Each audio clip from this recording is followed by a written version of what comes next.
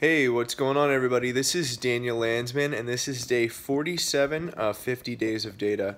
Appreciate you guys watching my videos up to this point. Hopefully you've gotten a lot of value out of them. If you have, please like, comment, and subscribe to my channel.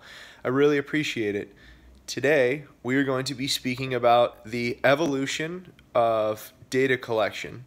The reason I wanted to speak about this is because I've been thinking about how it's possible to collect many different types of data, whether it be data from software, from users, data in the physical world, like we were talking about yesterday with mapping companies, and trying to synthesize how everything is coming together.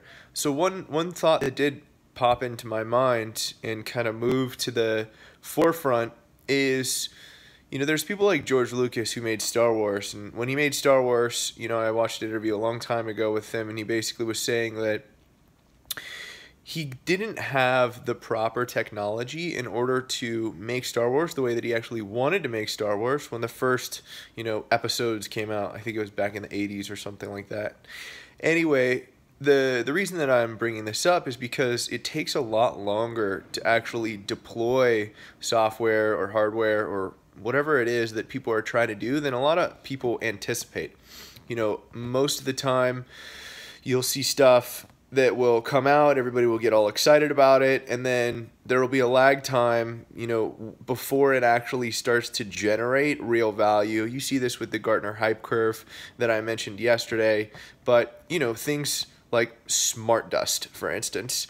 The cost of producing hardware and nanotechnology is going down, but how is that actually going to be deployed into the real world and make it so that the smart particles will collect data and then push it back to whether it be a centralized server or distributed ledger technology that's publicly available?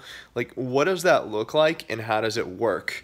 And the reason that I think this is important is because you can capture software data pretty easy. If you have a sensor on a piece of hardware, like a smart fridge, you can capture that data pretty easily.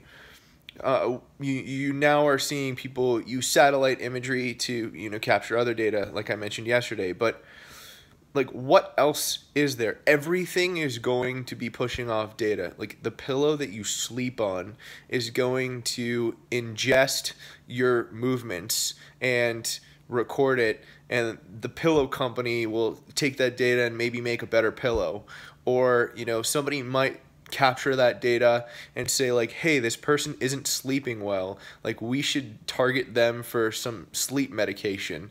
Like, everything is going to be linked, and you're starting to see data unification platforms come out. I've mentioned some of those guys before, but it's going to take a while, I believe, and longer than people think, to actually roll out mass scale deployments of all of this stuff. There's a lot of money going into infrastructure. I think, though, that the infrastructure still needs to be much more robust, and we need to find a better cost model about how to do this, because I've dealt with companies that are running a ton of data, and it gets cost prohibitive in order to figure it out. And even if you're compressing the data, it still takes up a ton of room. So where's the balance that we can strike between having as much data as humanly possible in order to make the best decisions we possibly can, while simultaneously keeping an eye on the bottom line from a business perspective and saying, hey, we need to make sure that this cost structure will fall in line, and this is actually going to be profitable, so that people aren't just deploying stuff and pushing a ton of sensors out there, which is entirely possible, but then not really converting that into real value or monetary gain for the companies or society. So these are some of the things that I've been thinking about. Hopefully you guys are thinking along the same vein. If you are, please feel free to get in touch. It would be great to hear from you. Give me feedback. Always appreciated. If you like what I'm saying, please subscribe. Thank you so much. Appreciate it, guys. Take care, and I will talk to you tomorrow. Cheers.